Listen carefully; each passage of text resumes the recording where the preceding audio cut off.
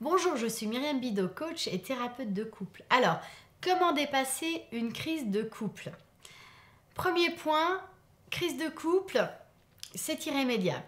On a toujours des crises de couple. Il y a un moment dans la vie d'un couple, on sort de l'état de grâce, on sort de la fusion. Ça peut arriver au bout d'un an, au bout de 6 mois, au bout de 2 ans, 3 ans, parfois un peu plus quand on vit séparément. Mais à un moment donné, ça s'arrête. Alors soit ça s'arrête et ça commence à grincer, ça commence à frotter, soit ça peut déjà s'arrêter avec une première crise. En tout cas, les crises, il y en aura une et il y en aura plusieurs dans votre vie de couple. À un moment donné, on commence à découvrir la face sombre, la face cachée de notre partenaire et on découvre que le partenaire qu'on a en face de soi n'est pas le partenaire que nous pensions avoir rencontré, ni même que nous pensions aimer. Et puis, ça peut faire crise. Et là, on a deux choix. Soit on s'oriente vers une coexistence pacifique ou une colocation, plus ou moins. Alors, on ne décide pas de se mettre en colocation, en coexistence pacifique, mais on peut se laisser gentiment glisser vers ce type de situation, et ce type de glissement prend beaucoup de temps. C'est quand, en général, on ne met pas véritablement sa relation de couple au centre et on se laisse happer par beaucoup de choses, et les écueils sont nombreux dans la relation de couple, parce qu'il y a beaucoup de choses qui nous divertissent du couple, le travail, les enfants, les soucis.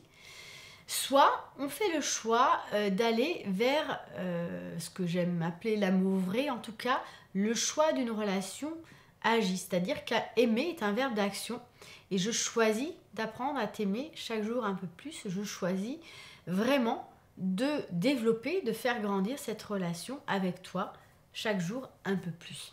Ce qui fait crise, c'est vraiment l'opportunité de croissance, l'opportunité de grandir. C'est l'opportunité de se connaître soi au contact de l'autre, au contact de notre partenaire qui n'est pas nous, qui est différent.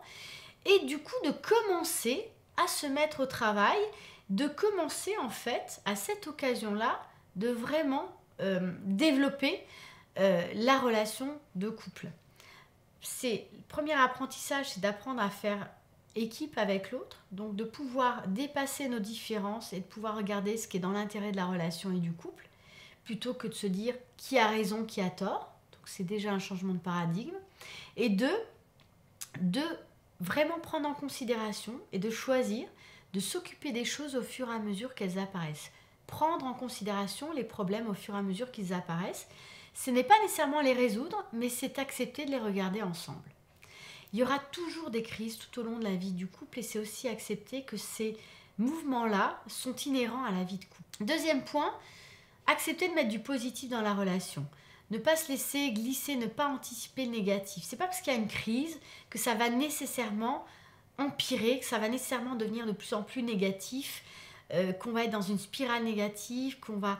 Vous voyez, on peut, parce qu'il y a crise, se laisser happer par le négatif, se laisser emmener par la peur, parce qu'il y a beaucoup d'enjeux dans une relation de couple, il y a beaucoup d'enjeux émotionnels, et on peut se laisser happer par la peur d'être abandonné, par la peur d'être rejeté, tout ça c'est très actif quand on est dans un couple, quand on est dans une relation avec un partenaire auquel on tient. Donc c'est ne pas se laisser happer par tout ça, mais pouvoir accepter qu'on a une responsabilité là-dedans, et donc ne pas attendre que ce soit l'autre qui change et le charger de toute cette responsabilité, nous, en attendant tranquillement qu'il change, mais décider qu'on est pleinement acteur de tout ça et donc se mettre en posture active, se mettre en posture d'acteur.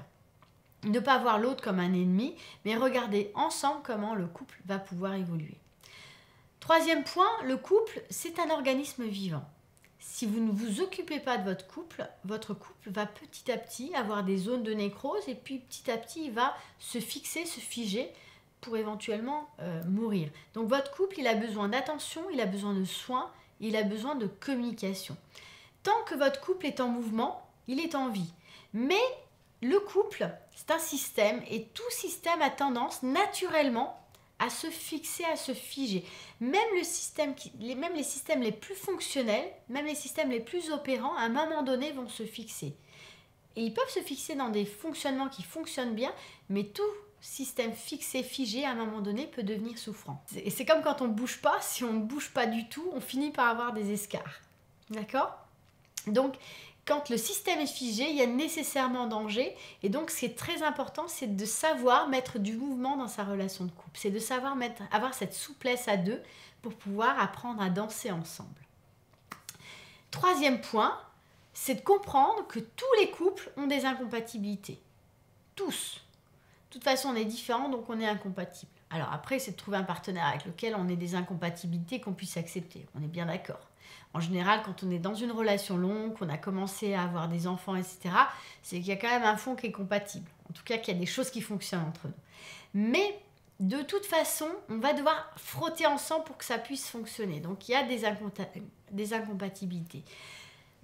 Et on peut apprendre à s'écouter et on peut apprendre à se connaître. On peut apprendre à s'accepter sans être d'accord l'un avec l'autre. Ça, c'est très important. Quelle action pouvez-vous mettre en place aujourd'hui pour être un meilleur partenaire pour votre conjoint dans votre relation de couple aujourd'hui?